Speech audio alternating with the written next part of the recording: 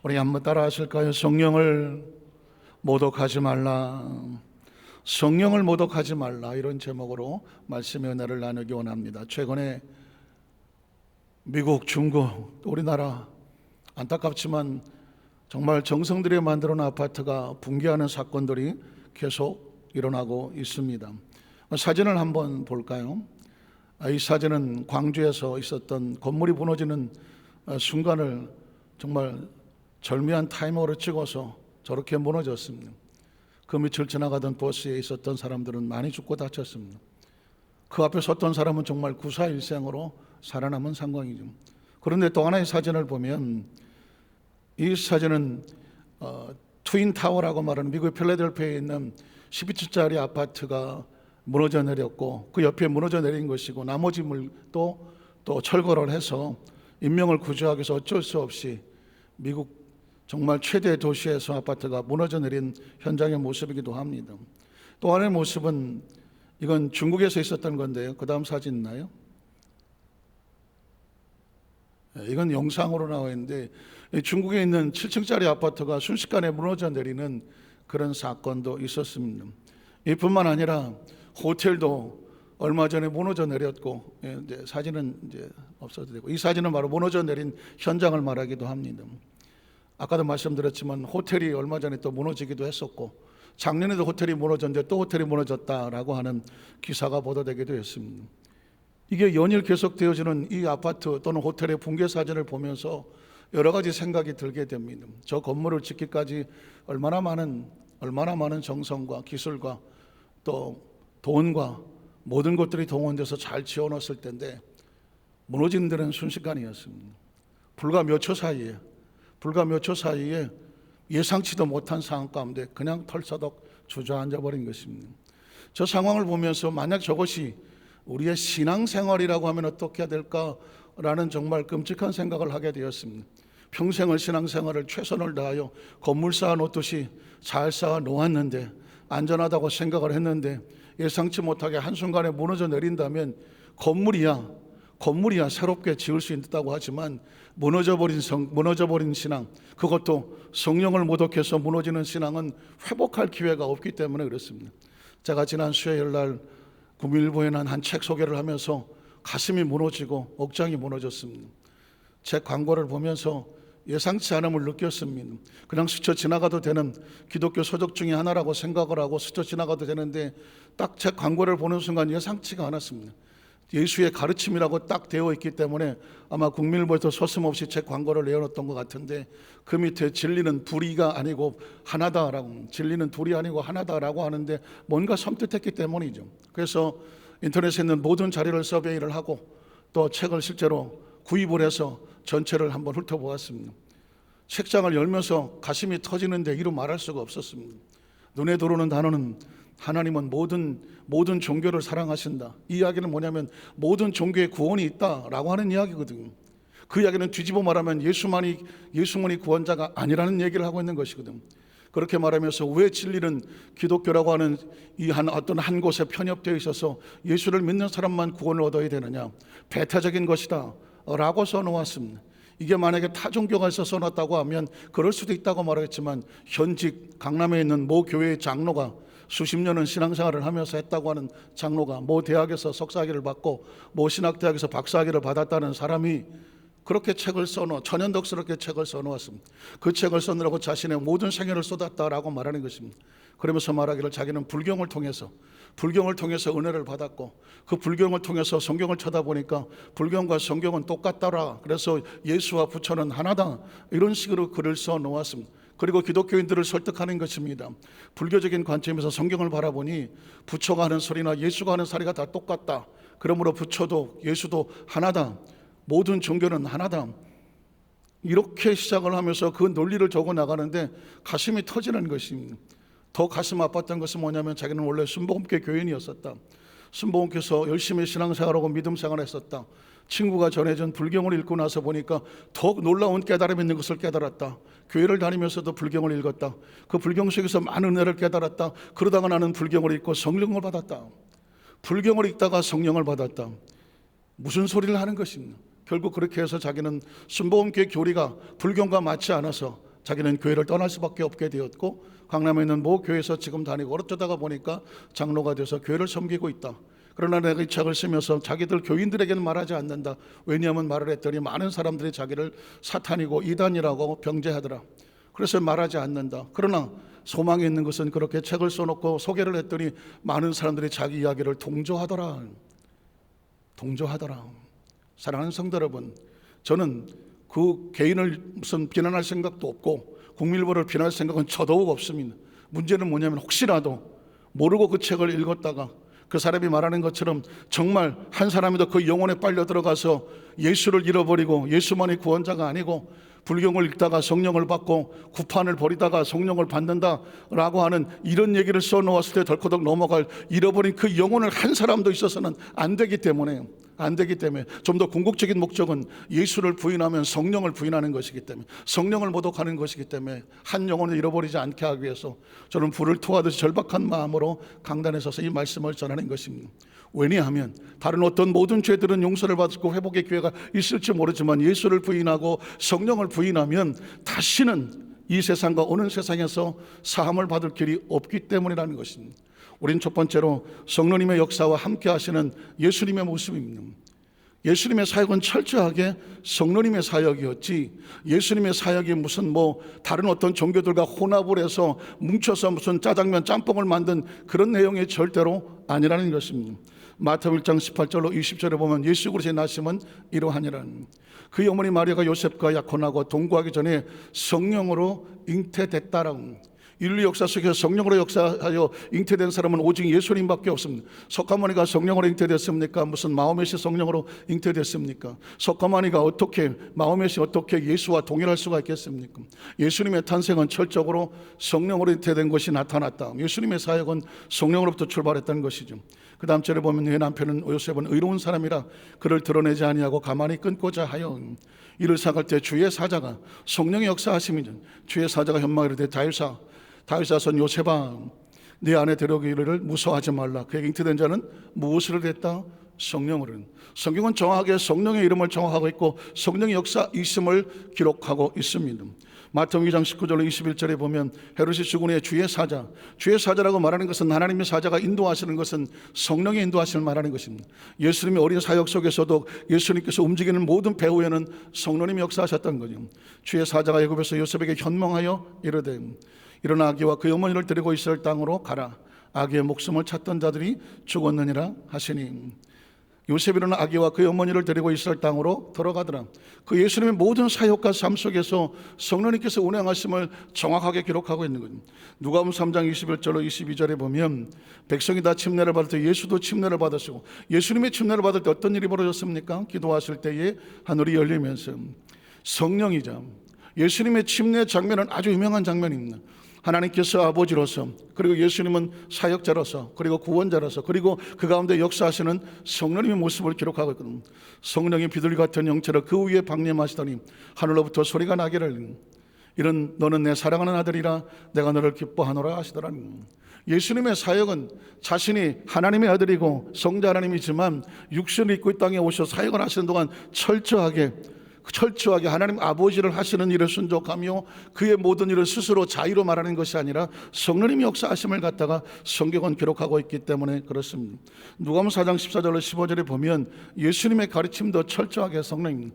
예수께서 누구의 능력으로? 성령의 능력으로 갈릴리에 들어가셔서 그 소문이 사방에 퍼졌다. 예수님의 모든 사역의 역사는 누구의 능력이다? 성령님의 능력이다 라고 성경은 기록합니다. 그의 소문이 사방에 퍼졌고 친히 그 여러 회당에서 가르치심에 무슨 능력으로 가르쳤겠습니까? 성령의 능력으로 가르치심에 무사람에게 칭송을 받으시더라.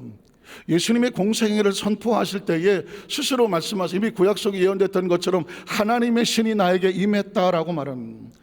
누가복음 4장 16절로 19절을 보면 예수께서 그 자라나신 곳 나사렛에 이르사 안식일에 늘 하시던 대로 회당에 들어가서 구약 성경을 읽으려고 서심해 선지자 이사야를 드리고 오늘 책을 펴서 이렇게 기록된 데를 찾으시니 곧 주의 성령이, 한번 따라하실까요? 주의 성령이 내게 임하셨으니, 주의 성령이 내게 임하셨으니.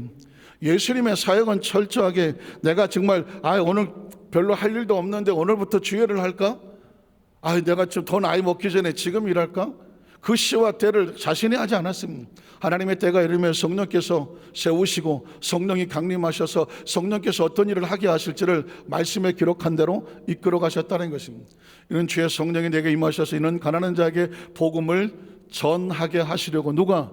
하나님 아버지께서 성령을 부어주시고 주님 하나님 예수님을 통해서 하게 하시고 내게 기름을 부으시고 성령의 기름을 부으시고 그 다음 나를 보내사. 예수님은 철저하게 자기가 피동적인 수동적인 상태를 말하고 있지 않습니까? 스스로 하는 것이 아니라 성령의 역사하시기에 맡기고 있는 것이죠. 포로된 자에게 자유를, 눈먼 자에게 다시 보게 함을 전파하며 눌린 자를 자유롭게 하고. 주어가 내가 아닙니다. 나를 보내신 하나님 아버지 기름 부으신 성령의 역사라고 주어를 말하고 있는 거죠. 자유롭게 하고 그 다음 주의 은혜를 전파하게 하려 하심이라. 메시아의 사역은 이런 것이었습니다. 보내심을 받은 자, 기름을 부음을 받은 자, 그리고 그의 말씀대로 순종하며 영혼을 건져내며 자유케 하는 자. 이게 바로 예수 그리스도의 사역이었습니다. 그래서 마태복음 12장 20절 23절에 보면 예수님 자신도 뭐라고 말씀하냐면 성령의 능력이다. 그때 귀신 들려 눈 멀고 말 못하는 사람을 데리고 왔거늘 예수께서 고쳐주심에 그 말 못하는 사람이 말하며 보게 되었더라. 무리가 다 놀라 이르되 이는 다윗의 자손이 아니냐 하니. 예수님의 사역은 철저하게 이 어떤 병을 고칠 때의 능력도 예수 그리스도의 능력 자체에 성령님이 함께 하셨다는 것입니다. 제가 예수님의 사역을 처음부터 쭉 이렇게 소개를 드린 것은 뭐냐면 예수를 구원자라고 인정하지 아니하면 누구를 모독하는 것이 되냐면 성령을 모독하게 되는 것입니다. 그 책에서 이 사람이 주장하는 건 뭐냐면 도마복음이라는 것을 주장을 합니다. 도마복음이라고 하는 것은 구약 39권, 신약 27권, 66권에서 벗어난 66권을 정경이라고 말하거든요. 얼마나 많은 사람들이 그 당시 많은 예수에 대한 기록들을 모았겠습니까? 모아서 그 안에 철저하게 정말 예수의 구속사적인 복음에 맞는 것들만 연결을 해서 찾아내서 고민하고 기도하고 열심히 때로는 다투고 변론해가면서 최종 결론 내린 것을 정경이라고 말하는데 그것이 바로 66권 성경이란 말이죠. 그 외에 있는 것을 외경, 바깥에 있는 것을 외경, 그리고 잘못된 걸 위경, 위선이라고 쓰는 잘못된 위경, 그 외에 다른 어떤 비슷한 가경, 잘못된 가짜 경전들도 많이 있었습니다. 그 가운데 하나가 뭐냐면 외경으로 나와 있는 것이 도마복음이라고 하는데, 도마라고 하는 사람이 복음이니까 당연히 정경에 들어올 것 같지만 도마복음에는 뭐라고 써 있냐면 예수님의 그 어떤 곳에서는 기록이 되어 있지 않고 예수님의 말씀하신 것만 기록됐다. 어떻게 보면 아주 중요한 것처럼 보이지만 제가 지금도 전율을 하는 것은 뭐냐면 뭐라고 썼냐면 도마복음에는 예수의 탄생과 예수의 고난과 예수의 십자가와 예수의 죽음과 예수의 부활과 예수의 승천에 대한 꾸밈이 없고, 꾸밈이 없다. 그러니까 이 사람이 생각은 뭐냐면 성령으로 잉태된 것도 꾸민 것이고 예수님의 사역도 꾸민, 능력도 꾸민 것이고 예수님이 죽었다 부활했다는 것도 꾸민 것이고 예수의 승천도 다 꾸민, 이런 꾸미지 않은 순수한 예수님의 어록, 이렇게 써놨습니다. 기가 막히는 것이죠. 그러니까 다른 사람들이 보기에는 야, 이게 진짜 이것만 진짜 순수한 예수님의 말씀인가 보다 라고 사람을 현혹을 시키고 있는 거죠. 이 이야기는 뒤집어 말하면 철저하게 성령의 역사를 모독하고 있는 것이라는 것입니다. 오히려 뒤집어 말하면 우리에게 다시 한번 예수님의 사역은 철저하게 성령의 역사하시며 예수 그리스도 외에 그 어떤 이에게 구원 얻을 만한 이름을 준 적이 없다는 것을 다시 한번 무장하게 만드는 것입니다. 여러분, 제가 서론에 아파트가 무너지는 모습의 영상과 사연을 보였지만 어떻게 무너졌습니까? 외부에서 무슨 옛날 9.11 때처럼 와서 무슨 비행기가 와서 부딪혀 넘어졌습니까? 아닙니다. 내부에서 무너졌습니다. 내부에서 무너진 것이거든요. 그러니까 순식간에 밑에 기둥이 무너지니까 그냥 털썩 주저앉았다는 표현이 맞는 것입니다. 지금 이 신앙의 공격이 외부에서 불교에서 공격하는 것도 아니고 타전 공격하는 것이 아니라 현직에 있는 그 재직이라고 말하고 하면서 이라고 하는 어떤 논리를 가지면서 예수가 온전한 구원자, 예수만 구원자가 아니다는, 모든 종교의 구원이 있다라고 내부에서 총질을 하고 있는 상황이고 내부에 있는 크리스천들의 영혼을 도적질하고 있는 상황입니다. 그리고 내부에서 아주 천연덕스럽게 아주 추사처럼 말하면서 그리고 마치 성령을 모독하고 있는 거죠. 그래서 제가 너무 가슴이 아픈 것은 뭐냐면 혹시라도 한 영혼이라도 자신이 하는 어떤 말 한마디가 성령을 모독할 수 있다는 사실을 알고 있는지가 궁금하고 그 말을 듣고 넘어간다면 성령을 모독하는 것입니다. 왜냐하면 예수님 당시에도 그랬습니다. 예수님 당시에도 예수님이 사역을 하니까 예수님의 능력이 성령의 역사가 아니라 저건 귀신의 역사야 라고 예수님의 사역을 갖다가 비난하고 힐난했던 외부의 로마 사람이 아닌 바리새인과 서긴과 같은 종교주의자들이 내부에 있었기 때문입니다. 마태복음 12장 24절에 보니까 바리새인들은 듣고 이르되 이가 귀신의 왕 바알세불을 힘입지 않고는, 아까 말씀드린 예수님 눈 멀고 말 못하는 사람을 예수님이 고쳐주셨습니다. 많은 사람들이 깜짝 놀라서 이 놀라운 권세와 능력이 어떻게 나타나느냐, 그 앞에 말씀하기를 성령의 역사와 능력으로 하셨는데, 이 바리새인이라는 걸 기억하십니까? 이 바리새인들은 늘 성경을 읽고 쓰고 아예 옷 입고 다니는 아주 성경 율법주의자들이거든요. 이 사람들은 성경을 너무 잘하는 사람이고 일주일에 2번을 금식하는 사람이고 그리고 계명을 지킨다고 하는 사람이고 그 시대 백성들에게 성경을 가르치던 선생들이었거든요. 그런데 정작 그들이 성경 속에서 예수가 구원자라고 하는 성령의 역사하심을 인정하지를 않는 거예요. 인정하고 싶어 하지 않습니다. 자기들이 가르침으로 백성들을 구원시킬 수 있다라고 생각하는 똑같은 의도를 가지고 있었습니다. 인간은 어떤 누구를 말론하고 성경을 읽음으로 구원받지 못합니다. 성경을 스스로 깨달을 수도 없습니다. 왜냐하면 성경의 저자는 성령님이시고 성령님이 조명하게 해야 않고서는 성령은 아니면 예수를 구주로 고백할 수가 없는 것입니다. 그런데 이 바리새인들이 예수 그리스도의 구원자 되심을 가로막으려고 예수를 뭐라고 말하고 있느냐? 귀신 들린 자라고 말하고 있습니다. 여러분 보십시오. 기독교는 예수 그리스도의 신앙 고백 위에 세워지는 것입니다. 예수를 공격하면 기독교는 내부에서 무너지고 바깥에서 무너집니다.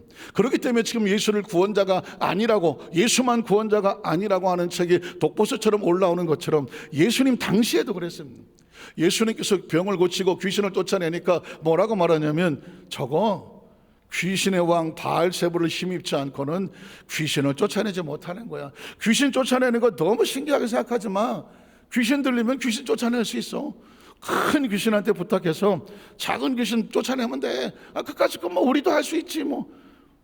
이런 식으로 예수를 폄훼하기 시작했던 것이죠. 사랑하는 성도 여러분, 이 바리새인들은요 그렇게 성경을 쓰고 읽고 성경에 아주 정통한 사람이라고 말하고 백성 성경을 가르치고 있지만 정작 예수를 구주로 인정하지는 않았습니다. 때문에 예수님이 뭘 하기만 하면 끊임없이 비난하고 힐난했습니다. 마태복음 9장 9절로 10절에 보니까 예수께서 그곳을 떠나 지나가시다가 마태라는 사람이 쇠관에 앉아 있는 것을 보시고 이르시되 나를 따르라 하시니 일어나 따르니라. 예수께서 마태의 집에, 세리거든요. 그 당시에 많은 사람들이 손가락질을 하는, 백성들의 인정을 받지 못하는 마태의 집에서 앉아 음식을 잡수실 때에 그때 많은 세리와 죄인들이 와서 죄인들이 예수와 함께 그의 제자와 함께 앉아서 식사를 했습니다. 그랬더니 그 모습을 보고 그 다음 절에 보니까 바리새인들이 보고 그의 제자들에게 뭐라고 말하냐면, 야, 너희 선생은 말이야 세리와 죄인들하고 어떻게 같이 밥을 먹냐? 하나님의 백성은 절대로 세리와 죄인들하고 같이 밥을 먹으면 안 되지. 그런데 보니까 너희 스승은, 보니까 너희 선생은 저 죄인들하고 세리들하고 아주 서슴없이 같이 앉아서 먹고 마시는 거 보니까 너희 선생도 죄인이야 라고 하면서 폄훼를 하기 시작하는 것입니다. 자, 그랬더니 그 다음 절에 보니까 예수께서 뭐라고 말합니까? 예수께서 들으시기를 이르시되 건강한 자에게는 의사가 쓸데없습니다. 예수가 필요 없는 자에게는 예수가 필요 없는 것입니다. 마치 건강한 자에게 누가 병원에 갑니까? 의사가 쓸데없고 병든 사람이 스스로 알아서 의사를 찾아가고 병원을 찾아가는 것처럼 예수께서 그 다음 절에 보면 너희는 가서 내가 긍휼을 원하고 제사를 원하지 아니하노라 하시듯이 무엇인지 배워라. 내가 온 게 뭔 때문에 왔는지 아느냐? 나는 의인을 부르러 온 것이 아니라 뭘 부르러 왔습니까? 죄인을 부르러 왔노라 하시는 거죠. 예수님께서 죄인들과 함께 하시는 것, 세리와 함께 하시는 것은 뭐냐면 그들을 건져내시려고 왔던 것입니다. 그러니까 바리새인들이 아주 무서운 것은 뭐냐면 예수님의 본뜻은 모르면서 자기들의 의도대로 거짓 소문을 만들어서 뿌려버리는 것입니다. 예수를 부인하고 예수를 인정하고 싶지 않아서 예수님이 죄인들과 같이 밥을 먹으면서 그 뜻이 뭐냐고 예수님께 물어보지도 않고 사실도 모르면서 아이 잠깐만 죄인들하고 밥 먹는 거 아이 딱 봐도 저거 죄인이네 딱 봐도 죄인이야. 그러니까 백성들에게 절대 저 사람 예수와 가까이 하지 마시오. 저 사람 못 믿을 사람이고 저 나쁜 사람이야. 어떻게 저 죄인들과 같이 먹습니까? 우린 절대로 죄인들하고 같이 안 먹습니다. 그러므로 저 사람 가르침 따르지 말고 우리를 따라오시오. 이게 바리새인들이 그 당시 사람들로 하여금 영혼을 도적질하고 있는 그런 상황이죠. 여러분 말 한마디가 이렇게 무섭습니다. 크리스찬들의 삶 속에서 신앙생활에 아주 중요한 것은 정확한 하나님의 팩트를 알면 아는 팩트만 말해. 예수님께 물어봤더니 예수님이 이렇게 말씀하시더라. 그 말씀을 알고 물어봐야지. 예수님한테 물어보지도 아니하고 사실도 아닌 것을 가지고 자기들 나름대로 꾸며서 다른 사람들에게 전함으로 말미암아 그 영혼을 도적질하는 것은 영혼을 도적시키는 무너뜨렸다면 성령을 모독하는 것입니다. 예수님은 이렇게 말합니다. 내가 죄인들하고 먹는 건 내가 죄인이라서가 아니라 죄인을 구원하시려 오기 때문에 그런 거야. 당신들이 생각하는 것처럼 내가 더러워서 더러운 자와 같이 자가 아니라 더러운 자를 깨끗하게 하려고 내가 그들과 함께 있는 거다. 하나님은 제사 따위를 원하면서 형식이 아니라 긍휼을 원하신다. 진짜 필요한 것은 영혼을 사랑하는 것이다 라고 예수님의 의도를 말했습니다. 자, 그랬더니 그 다음 절에 보면 14절은 어디 갔어요? 그때 요한의 제자들이 예수께 나와 이르되 우리와 바리새인들은 금식을 하는데 어찌하여 당신들의 제자는 금식하지 않습니까? 또 묻죠. 그러니까 사사건건 바리새인들은 어떻게 하셔든지 예수님에게 상처를 내려고 계속 따라다니면서 흠집을 내고 있습니다. 의도가 뭘까요? 기독교는요, 예수만 상처내면 기독교는 무너집니다. 제가 섬찟하다고 말하고 제가 막 화가 나고 막 억장이 무너지 같은 것은 뭐냐면 예수를 긁어내리면 기독교는 무너지는 거예요. 주는 그리스도시요 살아계 하나님의 아들입니다. 예수를 구주로 인정하지 아니하면 기독교는 더 이상 존재 가치가 없는 것이죠.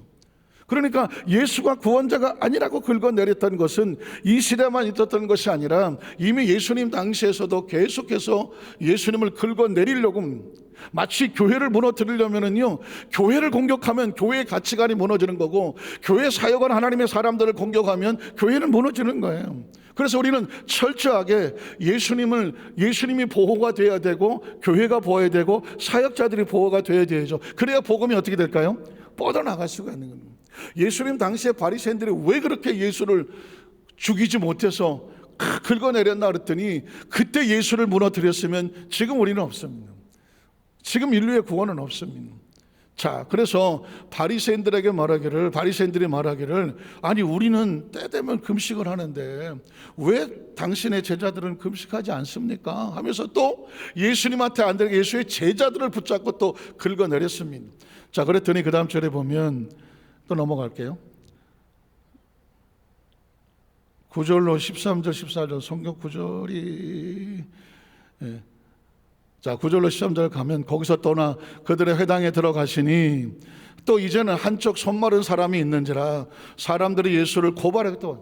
자, 한쪽에 손을 마른 사람이 있었습니다. 그랬더니 이제는 예수를 의도적으로 함정에 모는 거예요. 손이 마른 사람이 있는데 안식일이야. 그러면 율법에는 안식일은 아무것도 하지 말라고 했는데 예수님 이 손 마른 사람 어떻게 할 거냐고 이제 갖다 대는 거죠. 요건 아주 둘 중에 하나죠.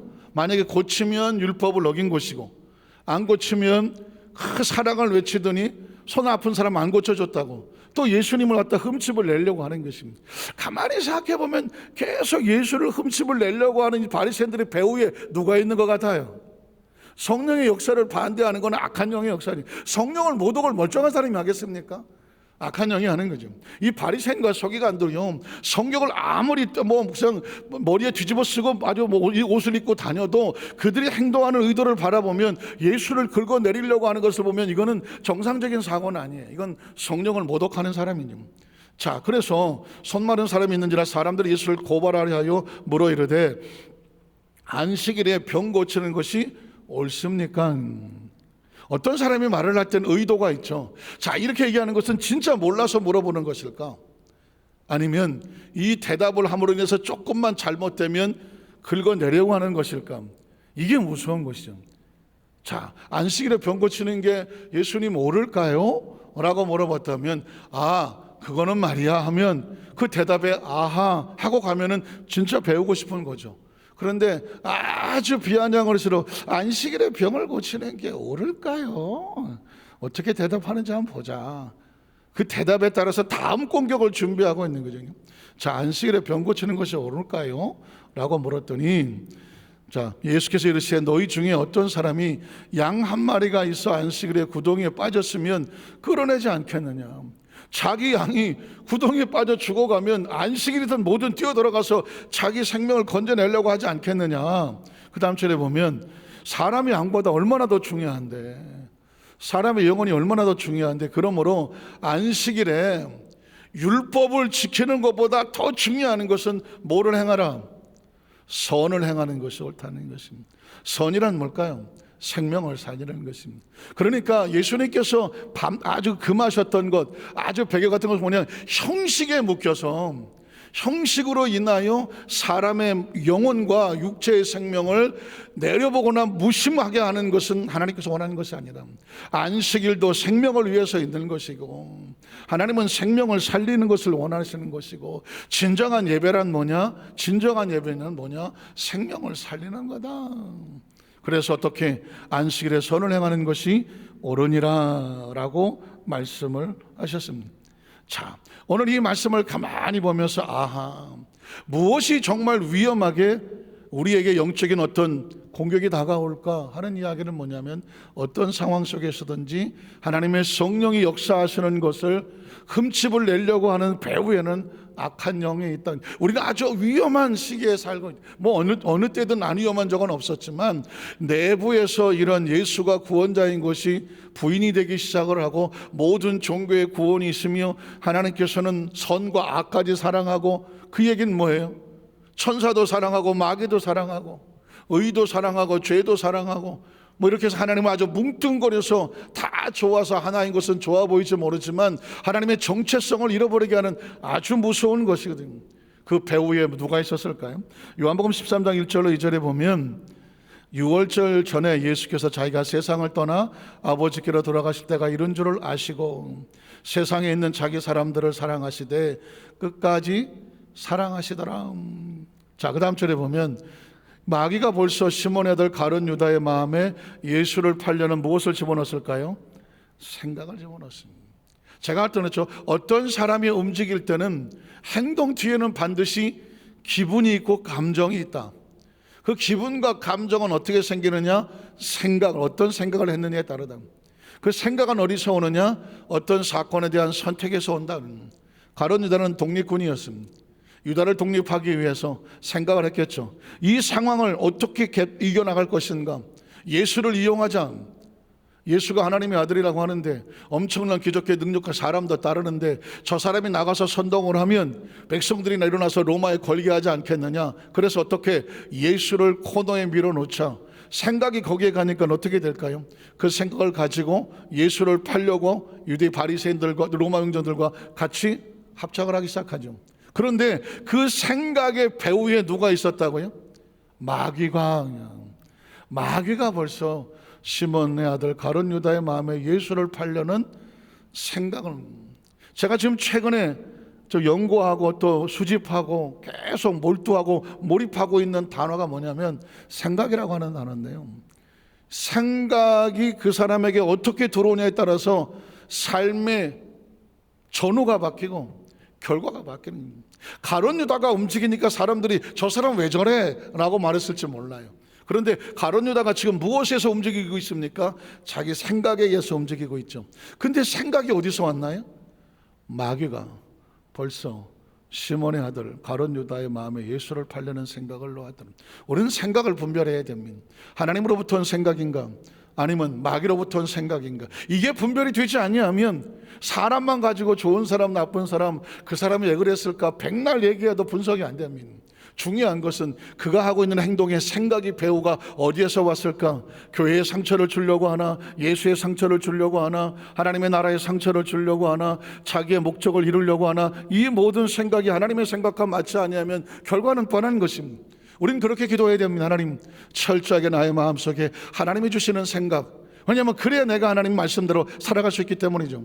하나님의 생각을 채워 주시옵소서. 그 다음 절에 보면, 그래서 계속 읽어내갈게요. 예수께서 이 말씀을 하시고 심령이 괴로워 증언하며 이르시되 내가 진실로 너희가 이르노니 너희 중에 하나가 나를 팔리라 하시니, 어쩌면 예수님의 마지막 기회일지도 모르죠. 제자들이 서로 보면 누구에게 대하여 말씀하시는지 의심하더라. 예수의 제자 중 하나가 곧 그가 사랑하시는 자가 예수의 품에 의지하 요한이거든요. 누웠는지라. 시몬 베드로가 머리치를 하여 말하더니 말씀하신 누구인지 물어보라고 하니 말하라 하니, 그 예수의 가슴에 그들을 의지하여 말하되 주여 누구이오니까.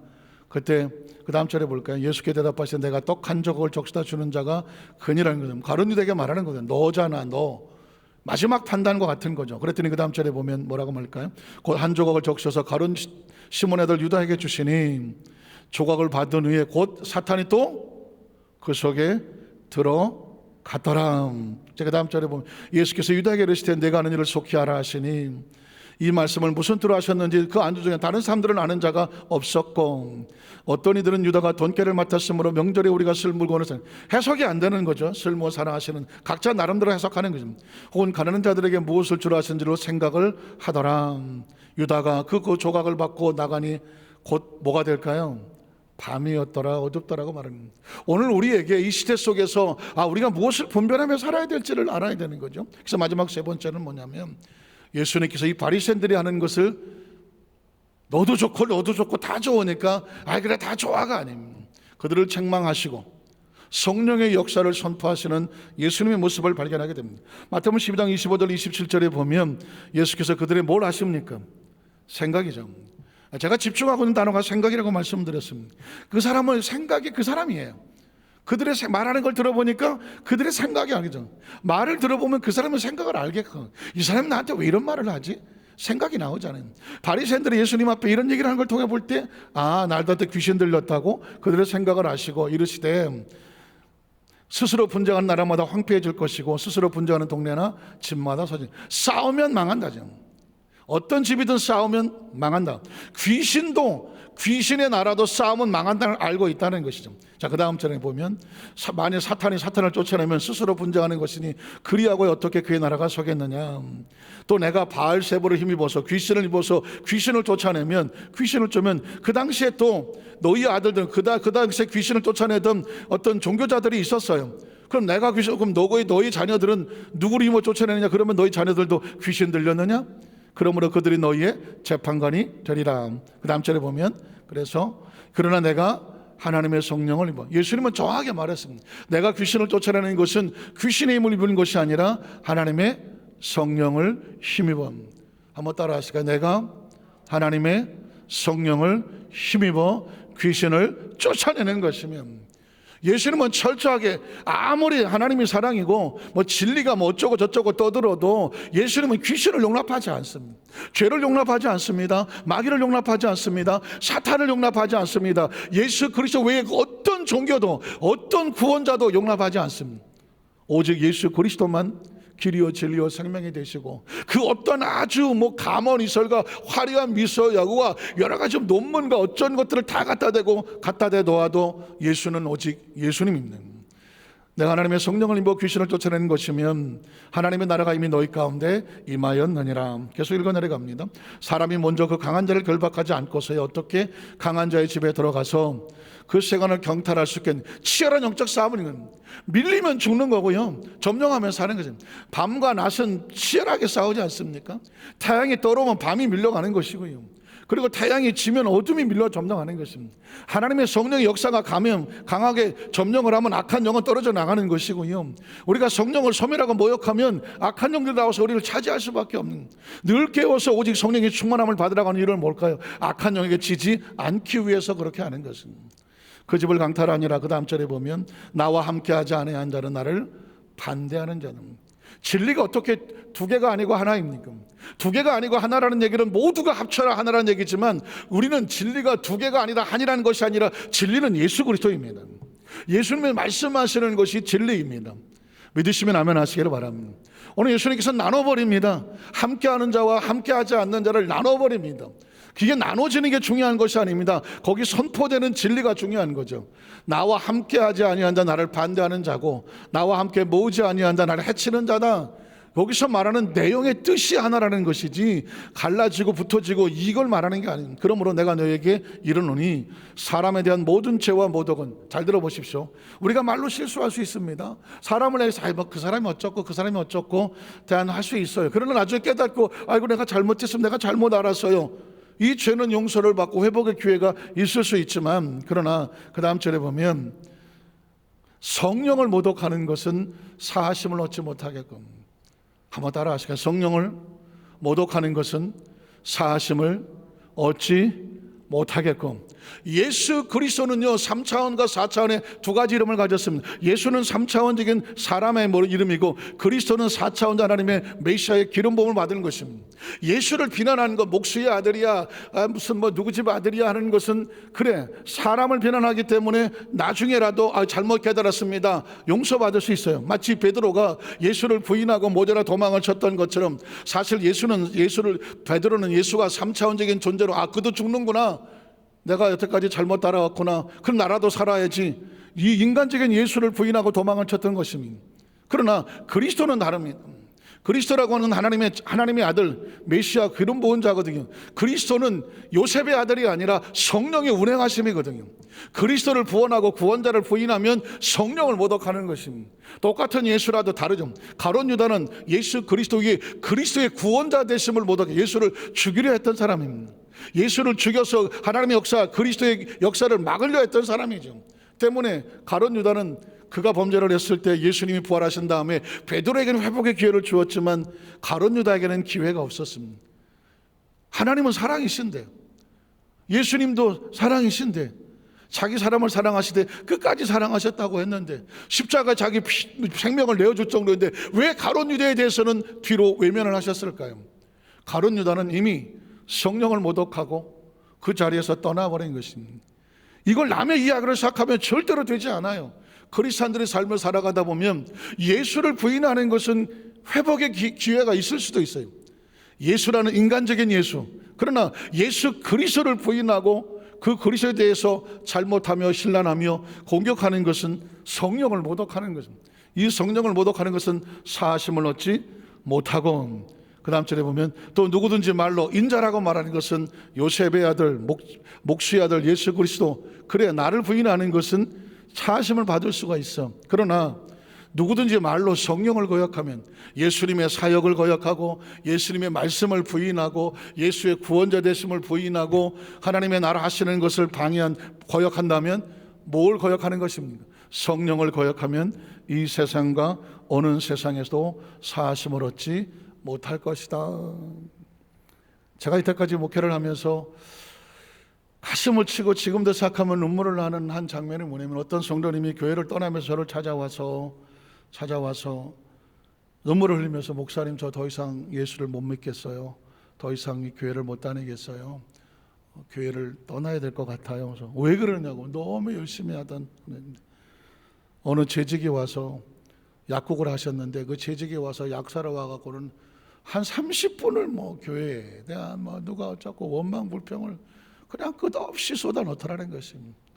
진짜 열심히 신앙생활하고 그 집에 어려운 문제가 있어갖고 그 딸 하나가 있는데 딸 놓고 기도를 하고 있는데, 아니 한 30분을 지금 장사하고 약 팔고 해야 되는데 hun가 그냥 부정적인 얘기를 다 쏟아놓고 나니까 네 그러고 갔는데, 그 30분의 이야기가 자기 여태까지 믿었던 예수님에 대한, 교회와 공동체에 대한 모든 신앙을 한꺼번에 무너뜨리는 거예요.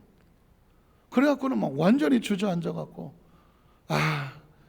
교회를 수십 년을 다닌 사람의 입에서 저런 온통 부정적이고 그리고 원망과 불평이 끊임없이 쏟아져 나온다면 내가 이런 예수를 믿어서 뭐 하겠나?